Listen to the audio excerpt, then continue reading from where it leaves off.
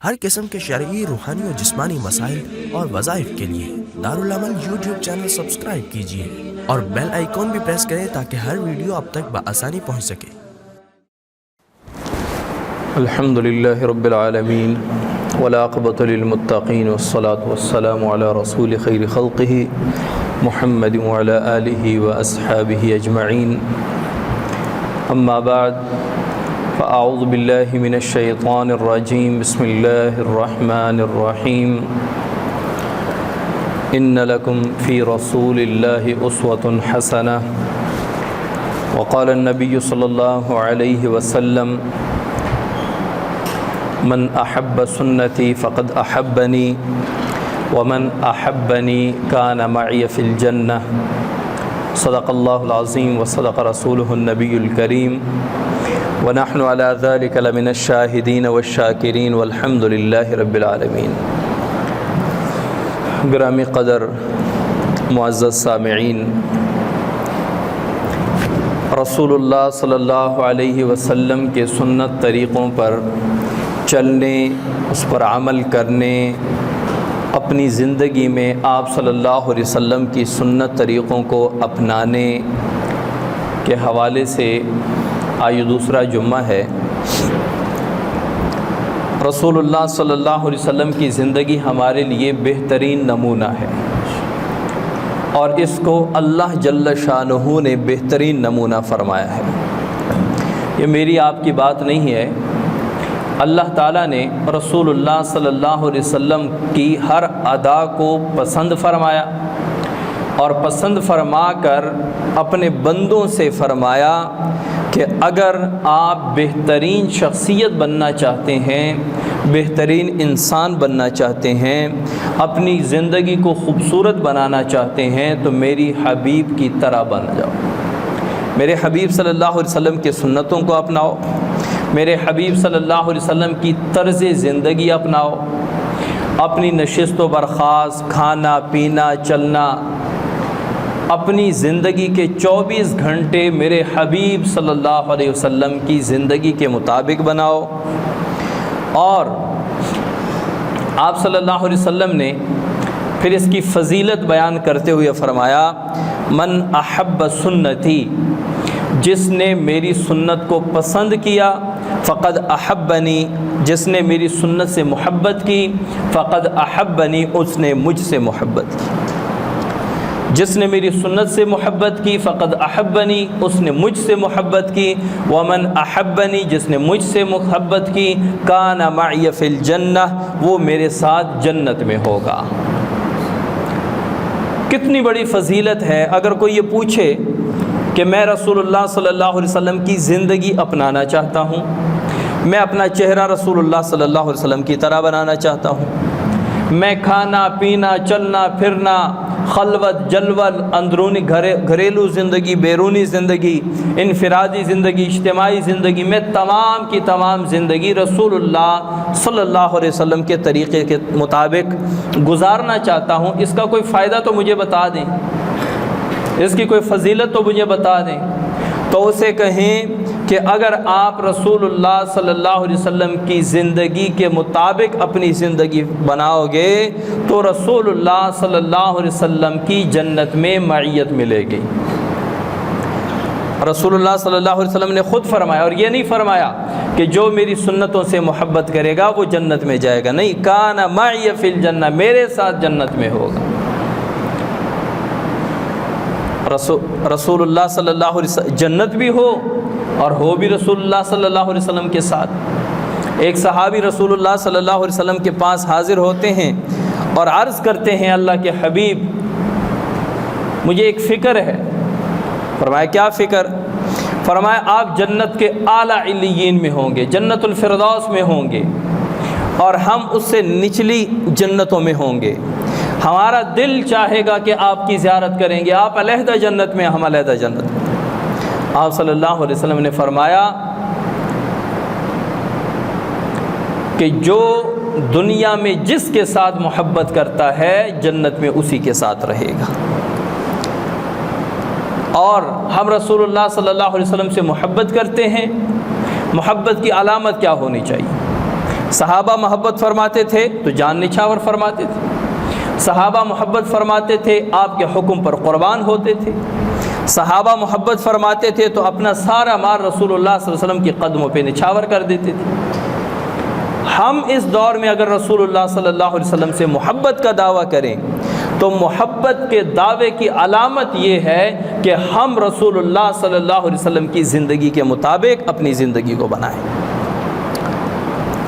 اور جو رسول اللہ صلی اللہ علیہ وسلم کی سنتوں پر عمل کرے گا، ہر ایک زندگی کے ہر شعبے میں، ہر معاملے میں آپ صلی اللہ علیہ وسلم کی زندگی کے مطابق چلے گا تو اس کو دنیا میں 4 انعامات ملیں گے۔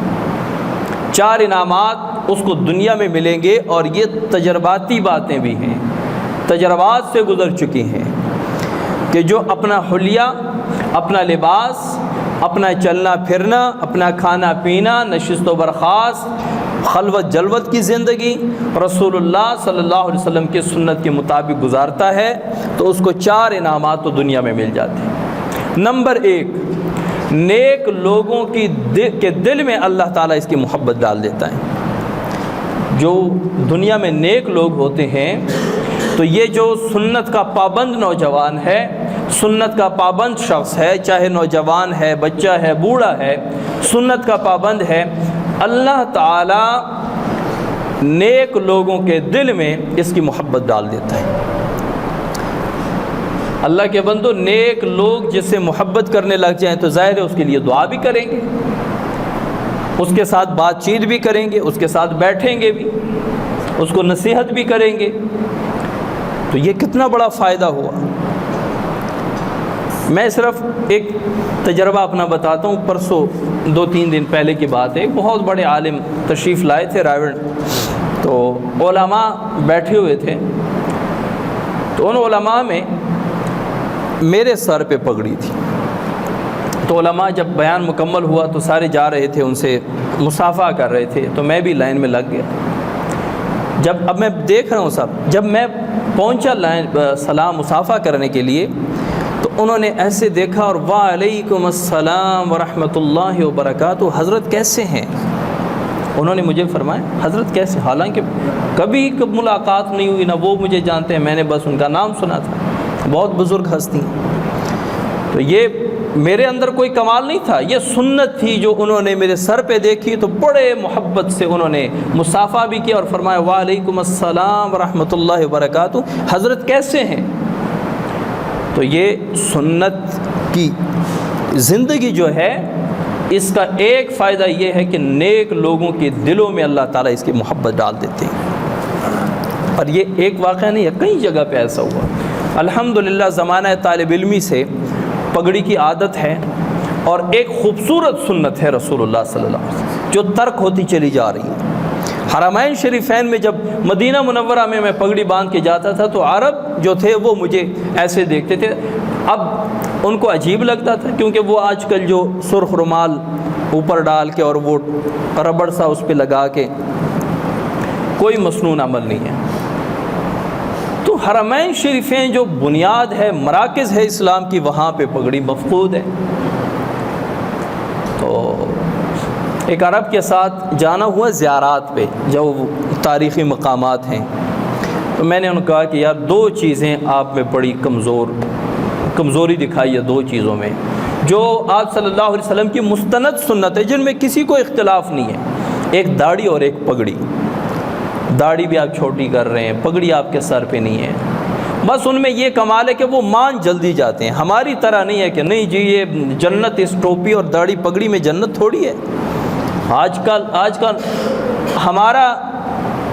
ہمارا جو ہمارے ملک میں جو المیہ چل رہا ہے، آپ کسی کو کہنا کہ یار یہ پگڑی رکھ لو، عالم ہو، یار ٹوپی میں نماز نہیں ہوتی، ٹوپی میں نے رکھی ہے سر پہ، یعنی یہ نہیں کہنا کہ یہ میری کوتاہی ہے، اللہ مجھے توفیق دے، دعا کریں۔ بس ان کو 2-3 جگہ میں نے ان کو عربوں کو تھوڑی تھوڑی باتیں بتائیں کہ آپ میں یہ نہیں ہے، آپ نے زبان اپنی ساری وہ چینج کر دی ہے، آپ کی داڑیاں اور آپ کی پگڑی، تو وہ فوراً کہتے ہیں ہاں یہ ہمارے اندر بہت سستی ہے، اللہ ہمیں معاف فرمائے۔ تو الحمدللہ زمانہ طالب علمی سے یہ پگڑی تکلفاً نہیں پہنتا کہ میں اس لیے پہنتا ہوں کہ جو لوگ مجھے عزت دیں گے یا اس لیے، الحمدللہ ایک سنت سمجھ کے طالب علمی سے ایک عادت پڑی ہے۔ اللہ تعالیٰ سب کو ایسی عادات اور مزید ہمیں سنت طریقوں پر چلنے کی عادت ڈال دے ہمارے اندر۔ تو پہلی چیز یہ ہے کہ جو سنت پر چلے گا، آپ صلی اللہ علیہ وسلم کے طریقوں پر چلے گا، تو نیک لوگوں کے دل میں اس کی محبت آ جائے گی۔ نیک لوگ اگر 100,000 کے مجمع بھی اس کو دیکھے گا نا، تو وہ نیک لوگ ان کے لیے دعا کریں گے کہ ایک سنت کا پابند نوجوان ہم نے دیکھا۔ اور دوسرے نمبر پہ بدکار و بد کردار و بد اخلاق لوگوں کے دلوں پر آپ کا رعب بیٹھ جائے گا۔ جو سنت کا پابند ہوتا ہے نا، داڑھی پگڑی لباس سنت کے مطابق، صرف ظاہر نہیں باطن بھی سنت کے مطابق، تو جو بد اخلاق لوگ ہوتے ہیں، بد کردار لوگ ہوتے ہیں، برے لوگ ہوتے ہیں، ان کے دلوں پہ آپ کا ایک رعب ہوگا۔ وہ عام لوگوں سے ایک طرح بات کریں گے، لیکن جب آپ سے بات کریں گے یا سنت طریقوں کے پابند شخص سے بات کریں گے، تو پھر ان کا لہجہ بڑا دھیما ہو جائے گا، بڑا ڈر کے اور خوف سے وہ بات کریں گے۔ یہ سنت کی دوسری فضیلت یا سنت پر چلنے کا دوسرا فائدہ ہے۔ ہمارے اساتذہ فرمایا کرتے تھے کہ آپ اگر مسنون اعمال پر آ جائیں، اگر رسول اللہ صلی اللہ علیہ وسلم کی زندگی اپنا لیں، تو یقین کریں عزت، شہرت، رعب، دبدبا یہ سب آپ کے اندر آ جائے گا۔ یہ نہیں ہوگا تو آپ تکلفاً جتنا بھی کوشش کر لیں گے، عزت اتنی نہیں آئے گی، رعب اتنا نہیں آئے گا۔ یہ جو رعب ہوتا ہے نا، ایک ہوتا ہے ایسا رعب کہ لوگوں کو مار دھاڑ کر کے، ظلم کر کے لوگوں پر اپنا رعب جمانا، وہ رعب نہیں ہوتا، وہ ظاہری رعب ہوتا ہے جو لوگ آپ کے ظاہری ظلم سے ڈر رہے ہیں۔ ایک وہ رعب ہے کہ ایک عالم دین ہے، ایک نیک بندہ ہے، ایک سنت اعمال کا پابند بندہ ہے، اس نے کبھی کسی کو اف تک نہیں کہا، لیکن جب لوگ اس کے سامنے آتے ہیں تو لوگوں پر ایک رعب طاری ہوتا ہے اس کا، اس کے سامنے لوگ فری نہیں ہو سکتے، اس کے سامنے لوگ قہقہ نہیں لگا سکتے۔ یہ ایک مسنون اعمال کی ایک اثر ہوتا ہے اس کے اندر۔ دوسرا فائدہ کیا ہوا کہ بد اخلاق لوگوں پر سنت کا پابند جو ہے اس کا رعب ہوتا ہے۔ تیسرے نمبر پر اللہ تعالیٰ اس کے رزق میں برکت عطا فرماتے ہیں۔ اللہ تعالیٰ رزق میں، جو سنت کا پابند ہوتا ہے، کھانے پینے، چلنے میں، نماز میں، وضو میں، واش روم جانے آنے میں، مسجد آنے جانے میں، ہر چیز میں اس نے ایک عادت بنا لی ہے کہ میں آپ صلی اللہ علیہ وسلم کے سنت طریقوں کے مطابق یہ اعمال کروں گا، تو کیا ہوتا ہے اس کی رزق میں برکت آتی ہے۔ برکت کسے کہتے ہیں؟ برکت اسے نہیں کہتے کہ میرے بینک میں بھی بڑے پیسے ہیں، میرے جیب میں بھی ہیں، میرے جیز کیش اکاؤنٹ میں بھی پڑے ہوئے ہیں، میرے گھر میں بھی پڑے ہوئے ہیں، میرے پاس ہر چیز، یہ مال کی زیادتی تو ہے۔ برکت اسے کہتے ہیں کہ جتنا آپ کے پاس ہے وہ آپ کے لیے کافی ہے، جب آپ کو ضرورت پڑے آپ کو مل جائے، اس کو کہتے ہیں برکت۔ جب آپ کو ضرورت ہے آپ کو مل جائے، یہ برکت ہے۔ یہ تیسرا فائدہ ہے۔ اور چوتھا فائدہ، دین پر اللہ تعالیٰ استقامت نصیب فرما دیتے ہیں۔ یہ جو کبھی بندہ نماز پڑھنے لگ جاتا ہے پھر بندہ چھوڑ دیتا ہے، ماشاءاللہ سے بڑے نوجوان وہ داڑھی رکھ لیتے ہیں، پھر کچھ عرصہ بعد دیکھیں انہوں نے داڑھی یا چھوٹی کروائی ہوتی ہے یا مڈوائی ہوتی ہے، استقامت نہیں ہوتی۔ یہ جو ہمارے تبلیغی احباب جو ہیں، یہ جب کسی کو اپنے ساتھ لے جاتے ہیں تبلیغ پہ، پھر اسے کہتے ہیں کہ یار ماہانہ سے روزہ لگایا کریں، سالانہ چلہ لگایا کریں۔ یہ کس لیے؟ کہ بندہ جڑا رہے۔ انسان جس ماحول میں بھی جاتا ہے اس ماحول میں وہ رنگ جاتا ہے، اس کا رنگ وہ پکڑ لیتا ہے، اثر لے لیتا ہے۔ جب آپ نیک لوگوں کے ساتھ مسلسل رہیں گے یا وقفے سے جائیں گے تو ان کا رنگ آپ پہ چڑھ جائے گا، اور اگر آپ برے لوگوں کے ساتھ رہیں گے تو ان کا اثر آپ پہ آ جائے گا۔ پھر آٹو میں اگر آپ کہیں گے کہ میں ان کے ساتھ رہوں گا لیکن ان جیسا عمل نہیں کروں گا، آپ کو پتہ بھی نہیں چلے گا آپ ان جیسا عمل کر چکے ہوں گے۔ یہ اثر ہوتا ہے، انسان لے لیتا ہے، خربوزے سے رنگ پکڑتا ہے۔ تو مسنون اعمال کی پابندی کرنے کا چوتھا فائدہ یہ ہے کہ انسان مسلمان کو دین پر استقامت مل جاتی ہے، اسے اللہ تعالیٰ نیک اعمال کی استقامت عطا فرما دیتے ہیں، دین پر وہ استقامت حاصل، وہ ڈگمگاتا نہیں ہے، کبھی ان کا عمل پسند آ گیا، کبھی ان کا طریقہ پسند آ گیا، کبھی، کیونکہ جو بندہ ایک رب کے سامنے جھکتا ہے وہ در در پہ نہیں جھکتا، جو آپ صلی اللہ علیہ وسلم کا طریقہ لیتا ہے وہ دوسرے پوری دنیا کے طریقوں سے بیزار ہو جاتا ہے۔ پھر یہ نہیں کہتا کہ میں پینٹ شرٹ میں اچھا لگتا ہوں، یا میں شلوار قمیض میں اچھا لگتا ہوں، یا میں گول دامن بناؤں تو اچھا لگتا ہوں، میں چورس بناؤں تو اچھا لگتا ہوں۔ بھائی جو رسول اللہ صلی اللہ علیہ وسلم نے کیا میں وہ کروں گا، میں اس میں جو بھی لگوں اس میں آپ اچھے ہی لگیں گے۔ تو جو رسول اللہ صلی اللہ علیہ وسلم کے سنت طریقوں کو اپنائے گا اس کو یہ 4 فائدے دنیا میں ملیں گے، اور قیامت میں کیا ملے گا؟ آپ صلی اللہ علیہ وسلم کی جنت میں معیت ملے گی، معیت یعنی جنت میں آپ صلی اللہ علیہ وسلم کے ساتھ ہوں گے۔ تو یہ کتنا بڑا فائدہ ہے مسنون اعمال کے۔ تو پچھلے جمعے ہم نے صرف صبح اٹھنے کے چند سنتیں بیان کی تھیں کہ صبح اٹھتے، میں ساتھ ساتھ پچھلی سنتیں بھی ذرا جلدی دہراتا جاؤں گا، اور اس کو فقط بیان رہا ہے، اس کو اپنا ایک سبق سمجھیں کہ ہم نے یہ سننا ہے اور اس پر عمل کرتے جانا ہے، جتنے مسنون اعمال ہم سنیں اس پر عمل کرتے جانا ہے۔ پچھلے جمعے ہم نے پڑھا تھا رسول اللہ صلی اللہ علیہ وسلم جب اٹھتے تھے، نیند سے بیدار ہوتے تھے تو سب سے پہلے دعا پڑھتے تھے، الحمدللہ الذی احیانا بعدما اماتنا والیہ النشور۔ اور دوسری سنت، آپ صلی اللہ علیہ وسلم اپنے ہاتھ مبارک سے اپنی آنکھیں اور چہرہ مبارک ملا کرتے تھے ایسے، تاکہ وہ نیند کا خمار ختم ہو جائے۔ عموماً اکثر لوگ ایسا کرتے ہیں، چہرہ ملتے ہیں جب نیند سے بیدار ہوتے ہیں، لیکن ہم نے چہرہ اور آنکھیں ملنی ہے سنت کی نیت سے۔ چہرہ ملنے پہ بھی اجر مل رہا ہے، آنکھ ملنے پہ بھی اجر مل رہا ہے۔ اس کے بعد تیسری سنت، جب ہم بیڈ سے، چارپائی سے اتریں، بستر سے اتریں، تو ہم نے پہلے دایاں پاؤں جوتی کے اندر داخل کرنا ہے، یعنی پہلے دایاں جوتا پہننا ہے، اس کے بعد بایاں جوتا پہننا ہے۔ یہ آپ صلی اللہ علیہ وسلم کی تیسری سنت آ گئی۔ صبح جاگتے ہوئے اور ابھی چارپائی سے اٹھ رہے ہیں تو 3 سنتوں پر ہم نے عمل کر لیے۔ اس سے آپ کی زندگی میں نور آئے گا، قبر میں نور آئے گا، اور جنت میں آپ صلی اللہ علیہ وسلم کا پڑوس نصیب ہوگا۔ اب 3 سنتیں، بیڈ سے اترتے اترتے 3 سنتوں پر آپ نے عمل کر دیا۔ میں نے پچھلے غالباً ایک پروگرام میں نے گزارش کی تھی، یا پچھلے جمعے یہاں پہ میں نے گزارش کی تھی کہ کل سے صبح سے ان 3 سنتوں پر عمل شروع کر دیں۔ اگر دعا یاد نہیں ہے یا نہیں یاد ہو رہی تو کم از کم جو عادات مبارکہ ہیں وہ تو شروع کر لیں، اپنانا شروع کر دیں کہ میں نے صبح اٹھنا ہے، سنت کی نیت سے میں نے اپنا چہرہ اور آنکھیں ملنی ہے۔ عمل کتنا معمولی سا ہے، لیکن اللہ کے حضور یہ بہت بڑی فضیلت والا عمل ہے، کیونکہ یہ آپ صلی اللہ علیہ وسلم کی سنت ہے۔ اور دایاں پاؤں، پہلے بھی میں جوتے پہنتا تھا، اب بھی پہنوں گا۔ پہلے یہ لحاظ نہیں رکھتا تھا کہ جو پاؤں پہلے نیچے چلا گیا اس پہن لیا۔ اب اگر پہلے بایاں پاؤں بھی نیچے رکھ لیا، جوتا نہیں پہنوں گا، جوتا میں دائیں پاؤں میں پہلے پہنوں گا، کیونکہ آپ صلی اللہ علیہ وسلم کی سنت ہے۔ کم از کم یہ 2-3 سنتیں تو پچھلے جمعے سے اب تک ہمیں اپنا لینی چاہیے۔ میں پوچھ اس لیے نہیں رہا ہوں کہ لوگوں پر پھر بوجھ بن جاتا ہے کہ یار یہ پوچھنے والا کام بڑا مشکل ہوتا ہے۔ کلاس میں جب استاد پڑھاتے تھے ہم آرام سے بیٹھ کے، کوئی سن رہا ہے، کوئی سو رہا ہے، کوئی ادھر ادھر گھوم رہا ہے خیالات میں، جب استاد جی پوچھتے تھے ہاں بیٹا آپ اٹھو، کل جو ہم نے سبق پڑھا تھا اس میں یہ پڑھا تھا، وہ ذرا سناؤ، پھر پریشانی ہوتی تھی۔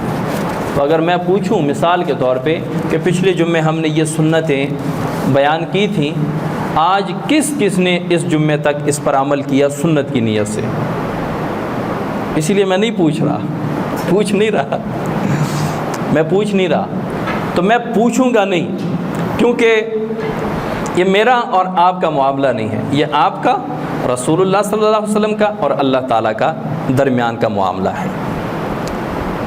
اب اجر و ثواب تو خراب نہیں کرنا، نہ ریاکاری میں اس کو لانا ہے، لیکن اتنا ضرور کہوں گا کہ جو کچھ یہاں پہ مسنون اعمال بیان ہوں اس کو کل سے، آج سے، ابھی سے شروع کر دیں۔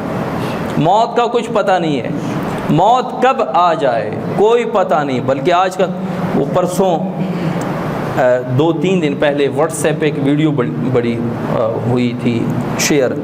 ایک بندہ موٹر سائیکل پہ جا رہا ہے، اوپر سے مور ہے یا مرغی ہے کیا ہے، وہ ایسے نیچے آتی ہے تو اس کے ساتھ لا کے وہیں پہ وہ بندہ فوت ہو جاتا ہے۔ اب صبح کا وقت ہے، وہ بندہ جا رہا ہے، اب اس کے ذہن میں کیا کیا خیالات ہیں، فلاں جاؤں گا، دکان کھولوں گا، کام کروں گا، پیسے لاؤں گا، یہ کروں گا۔ اس نے کتنی لسٹ بنائی ہوگی، اس کو پتہ نہیں تھا کہ ایک قدم پہ میری موت ہے، چند قدم پہ میری موت ہے۔ تو آج کل تو موت بھی، حادثاتی موت بہت زیادہ ہو گئے، ایک ایکسیڈنٹ میں 10 بندے اللہ کو پیارے ہو جاتے۔ تو موت سے پہلے مسنون اعمال پہ آ جائیں، اللہ کی قسم زندگی میں نور آ جائے گا، دل میں سرور آ جائے گا، قبر میں نور آ جائے گا، آخرت میں خوشی ہوگی۔ یا رسول اللہ، اے اللہ، اور تو کچھ نہیں، آپ صلی اللہ علیہ وسلم آپ کے حبیب کی سنتیں لے کے آیا، آپ کے حبیب کی سنت کے مطابق زندگی گزار کے آیا۔ تو اسی لیے گزارش یہ ہے کہ جو سنت اعمال پچھلے جمعے سے چل رہے ہیں، میں کوشش کرتا ہوں کہ تھوڑے تھوڑے بیان کروں مسنون اعمال، تاکہ آپ پر بوجھ بھی نہ ہوں، ذہن سے بھی نہ نکلیں، اور آپ پوچھ بھی سکتے ہیں، آپ بعد میں پوچھ بھی سکتے ہیں کہ پچھلے جمعے ہمیں فلاں چیز کی سمجھ نہیں آئی، تاکہ ہم اس کو باقاعدہ ایک سبق کے طور پہ آگے لے جائیں۔ کوشش کریں کہ پہلے تشریف لایا کریں تاکہ پورے مسنون اعمال آپ سن کر ان کو اپنی زندگی پر اپلائی کریں۔ آج ہم نے، چونکہ جب بندہ نیند سے اٹھتا ہے تو اس کے بعد سب سے پہلا جو کام ہے وہ واش روم جاتا ہے، وضو کے لیے، غسل کے لیے، استنجا کے لیے۔ تو آج میں صرف واش روم کے مسنون اعمال ذکر کروں گا۔ اللہ تعالیٰ نے جو فرما دیا نا کہ آپ صلی اللہ علیہ وسلم کی زندگی میں آپ کے لیے بہترین نمونہ ہے، وہ اس لیے کہ دنیا میں کوئی بندہ یہ نہیں کہہ سکتا کہ مجھے اس کام میں آپ صلی اللہ علیہ وسلم کا طریقہ اور سنت نہیں ملتا۔ ہر جس پیغمبر کے واش روم آنے جانے کے آداب کتابوں میں، احادیث میں موجود ہیں، تو زندگی کے ہر شعبے کے عادات و سنتیں موجود ہوں گی۔ دنیا میں بڑے سے بڑے پیغمبر، نبی اور دنیا میں مشہور ترین افراد، کامیاب افراد، ان کے آپ زندگی کھولیں، کس کی زندگی اتنی پوری ملتی ہے؟ کسی کی نہیں ملے گی۔ یہ خاصیت، یہ فضیلت اللہ تعالیٰ نے صرف آپ صلی اللہ علیہ وسلم کو دی ہے کہ ہر آن، ہر گھڑی، 24 گھنٹے کے لمحے لمحے کے سنت اعمال آپ صلی اللہ علیہ وسلم کے موجود ہیں۔ تو واش روم کی سنتیں کیا ہیں؟ سب سے پہلے تو آپ صلی اللہ علیہ وسلم جب بھی واش روم تشریف لے جایا کرتے تھے، نہ ننگے پاؤں تشریف لے جایا کرتے تھے اور نہ ننگے سر تشریف لے جایا کرتے تھے، جوتی پہن کر اور سر کو ڈھانک کر واش روم تشریف لے جایا کرتے تھے۔ اور یہ تجربے کی بات ہے کہ جو زیادہ ننگے سر واش روم میں جاتا ہے، ننگے سر زیادہ واش روم میں بیٹھا رہتا ہے۔ اور اب تو ماشاءاللہ سے یہ اطلاعات بھی آتی ہیں کہ لوگ واش روم میں بیٹھ کر موبائل چلاتے ہیں، یہ اطلاعات بھی آ رہی ہیں۔ اور کیا چلائیں گے واش روم میں؟ فیس بک چلائیں گے، اور فیس بک کے ہر دوسرے تیسرے پوسٹ پہ یا اللہ کا نام ہے، یا بسم اللہ ہے، یا درود شریف ہے، تو وہ وہاں پہ وہ سارا کچھ چل رہا ہے۔ وہ ایک جا رہا تھا نا، وہ ٹب لے کے واش روم کے اندر ایک نوجوان جا رہا تھا، ٹب بھر کے اس کے ساتھ نہاتے ہیں نا بعض جگہ، ٹوٹی جب نیچے ہو تو وہ ٹب لے جا رہا تھا، اور جاتے جاتے واپس کہا کہ وہ موبائل میرا پکڑانا۔ گھر والوں نے کہا موبائل کا کیا کرنا ہے؟ کہتے ہیں ٹب بھرتے بھرتے میں کیا کروں گا، موبائل ہی چلاؤں گا جب تک ٹب بھرے۔ یعنی اتنا ہمیں اس نے جکڑ لیا ہے کہ ایک سیکنڈ کے لیے۔ مفتی تقی عثمانی صاحب فرماتے ہیں کہ میں، کیونکہ عادت ہو گئی ہے، موبائل جب جیب میں ہے تو تھوڑے تھوڑے وقفے کے بعد نکالنا، پھر دیکھنا واٹس ایپ پہ، میسنجر پہ کوئی میسج آیا، کوئی بات ہے، کوئی نئی کوئی چیز آئی ہے۔ اور میں ایک سفر پہ جا رہا تو میں نے کہا آج موبائل ساتھ نہیں لے جانا، میں نے گھر رکھ دیا، تو میں جا رہا ہوں، پھر وہ عادت کے طور پہ پھر میں جیب، موبائل تو نہیں ہے، پھر یعنی ضرورت نہیں ہے، نہ کال آ رہی ہے، بس ایک عادت بن گئی ہے، پھر جیب میں ہاتھ ڈالنا۔ وہ موبائل تو شکر ہے نہیں ہے، یہ گھر پڑا ہو پھر۔ تو اس سے اپنے آپ کو بچائیں۔ واش روم کے اندر موبائل چلانا، واش روم کے اندر کوئی فعل سوائے قضائے حاجت کے، سوائے استنجا کے کوئی کام مناسب نہیں ہے۔ بات کرنا مکروہ ہے، اپنی شرمگاہ کو آسمان کی طرف اور اپنے پاخانے پیشاب کی طرف دیکھنا مکروہ ہے۔ ایک اور دوسرے نمبر پہ جو ننگے سے، یہ تجرباتی باتیں، جو ننگے سر واش روم میں جاتا ہے اور وہاں بیٹھا رہتا ہے، اکثر وہ لوگ وسوسے کا شکار ہو جاتے ہیں، وسوسے کا شکار ہو جاتے ہیں۔ اور دوسرے نمبر پہ جو واش روم کے اندر اپنی شرمگاہ کو دیکھتے ہیں یا اپنے پیشاب وغیرہ کو دیکھتے ہیں، ان کے اندر بھی یہ بیماری آ جاتی ہے، وسوسہ اور نسیان کہتے ہیں بھول جانے کو۔ مجھے کسی کا نام بھول جاتا ہے، میں چیز رکھتا ہوں مجھے بھول جاتا ہے، یہ بیماری اکثر آج کل عام ہو چکے، اس کی ایک وجہ یہ بھی ہے۔ تو آپ صلی اللہ علیہ وسلم ننگے سر اور ننگے پاؤں واش روم نہیں جاتے تھے۔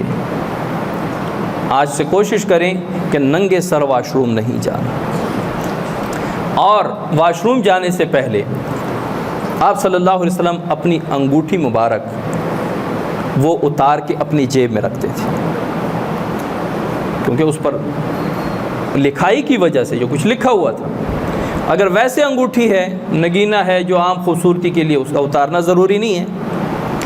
اور تعویذ جو ہے، جو گلے میں ہوتا ہے یا بازو پہ ہوتا ہے، وہ اگر چمڑے میں سلوایا ہو تو پھر اس کو اتارنے کی ضرورت نہیں ہے، آپ تعویذ سمیت بھی جا سکتے ہیں واش روم۔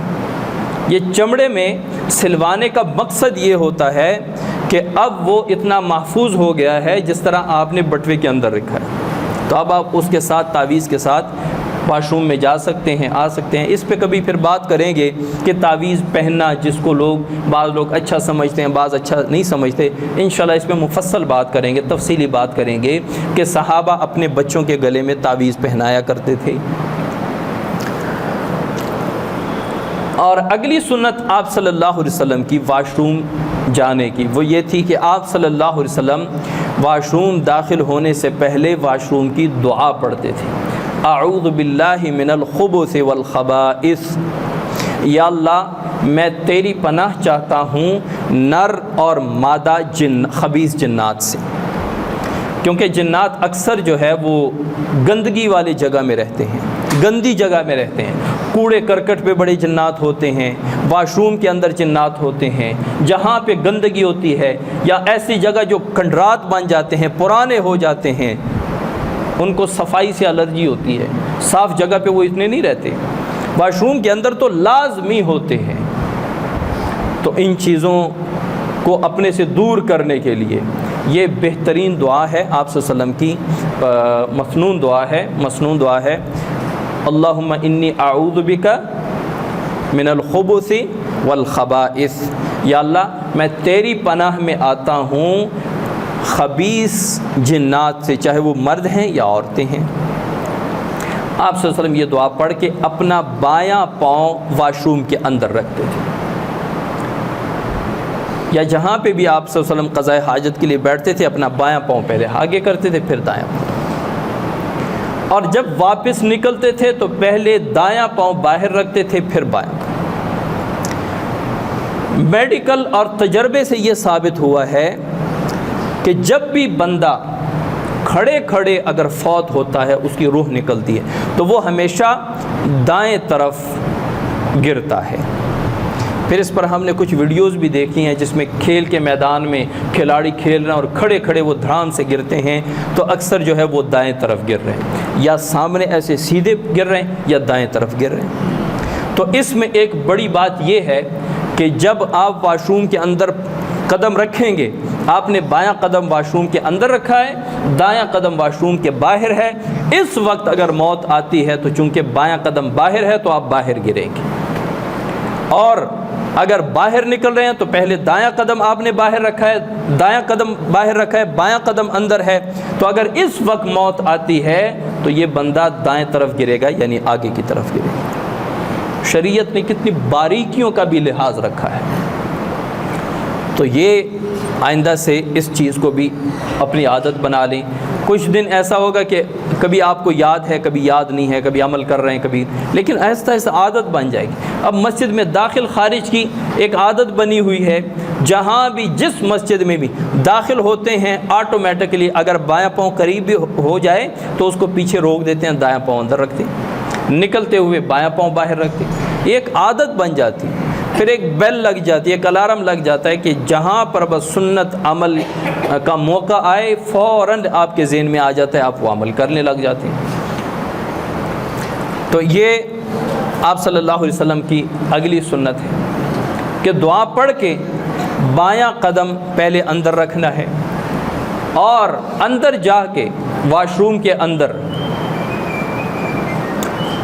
اندر آپ صلی اللہ علیہ وسلم جب اپنے کپڑے مبارک، ازار، چادر مبارک اتارتے تو ایسے نہیں کہ کھڑے کھڑے، جتنا زمین کے قریب ہو کر اتارنے کی گنجائش ہے اتنا قریب ہو کے اپنے کپڑے، اپنے ازار وغیرہ وہ سائڈ پہ کریں۔ اور واش روم کے اندر یا تقاضے کے وقت بات چیت کرنا مکروہ ہے۔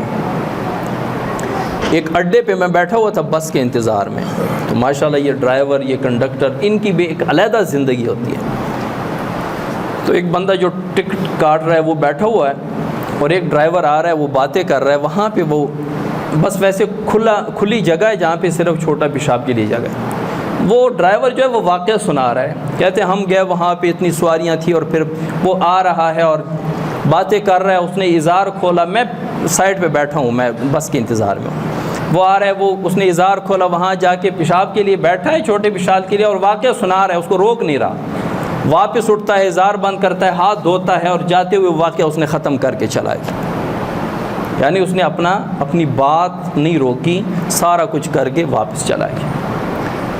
واش روم کے اندر یا کہیں پہ بھی پیشاب کرتے ہوئے بات چیت کرنا یہ مکروہ ہے۔ یہ آج جتنے بھی مسنون اعمال ذکر ہوئے ہیں یہ صرف واش روم، اور ابھی آدھے اعمال واش روم کے رہتے ہیں، وہ انشاءاللہ اگلے جمعے بیان ہوں گے۔ اب دیکھیں آپ یہ سارے کام ہمیں ایکسٹرا نہیں کرنے پڑ رہے، یہ سارے کام ہماری زندگی کا حصہ ہیں۔ بس پاؤں پہلے دائیں رکھتے تھے، اب بائیں رکھیں گے، آپ صلی اللہ علیہ وسلم کی سنت ہے۔ پہلے ننگے سر جاتے تھے، اب ذرا رومال، چادر، ٹوپی وغیرہ سر پہ رکھ کے جائیں گے، نسیان کی بیماری بھی نہیں ہوگی، سنت پر بھی عمل ہو جائے گی۔ پہلے دعا نہیں پڑھتے تھے، اب دعا پڑھ لیں گے۔ واپس آنے کی پھر علیحدہ دعا ہے، اندر کے پھر کچھ اور بھی مسنون اعمال ہیں، کچھ وعیدیں بھی ہیں، کچھ فضائل بھی ہیں، وہ انشاءاللہ اگلے جمعے بیان ہوں گے۔ اب آپ خود سوچیں کہ ایک جمعہ واش روم کے آدھے مسنون اعمال پہ گزر جائے تو اس حبیب صلی اللہ علیہ وسلم کے زندگی کے کتنے نورانی طریقے ہیں جن کو ہم اپنا سکتے ہیں۔ تو یہ جتنے اعمال بیان ہوئے ہیں ابھی سے اپنی زندگی میں اپلائی کرنا شروع کر دیں، ابھی سے ان پر عمل کرنا شروع کر دیں۔ اور میں نے شروع میں گزارش کی کہ ان کو صرف بیان نہ سمجھیں، ان کو ایک سبق سمجھیں کہ جو کچھ مسنون اعمال ہم سنیں گے ان پر عمل کریں گے۔ فضائل سن کے دل میں بیٹھ جاتے ہیں، گھنٹہ، ڈیڑھ گھنٹہ، آدھا گھنٹہ یا مسجد کے اندر دل نرم ہوتا ہے، باہر نکلتے ہیں سارا کچھ بھول جاتا ہے۔ یہ جو مسائل ہوتے ہیں، جو مسنون اعمال ہیں، یہ تو ایسی چیزیں کہ ان پر عمل کیا جا سکتا ہے، ان کو اپنی زندگی میں لایا جا سکتا ہے، تو ان کو اپنی زندگی میں لائیں۔